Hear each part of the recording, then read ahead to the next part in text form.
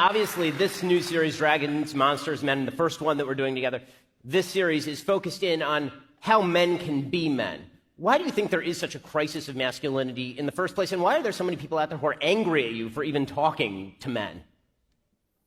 Well, I think you could think about it as a consequence, in some sense, of the lack of a concept of original sin, oddly enough. I mean, people bear an existential burden, you know. It's an intrinsic part of life to, I suppose, to feel guilty in relationship to nature and to feel guilty in relationship to culture. You know, it's difficult for us to live in harmony with the natural world, and for the natural world to live in harmony with us, by the way. And none of us are all we could be on the social front. And one of the consequences, and so we have that sense intrinsically, you know, that there's a lack in us that needs to be redressed.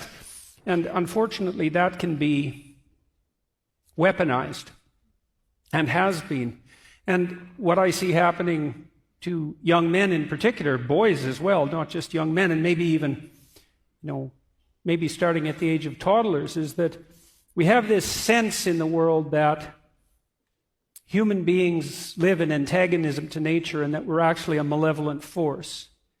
And that our social structures, which are clearly capable of the commission of atrocity, are fundamentally oppressive, patriarchal in their nature. And so then if you're a male in a society with that ethos, the motive force that drives you into the world to live is associated with rapaciousness and despoliation on the natural front, and then oppression and atrocity on the social front.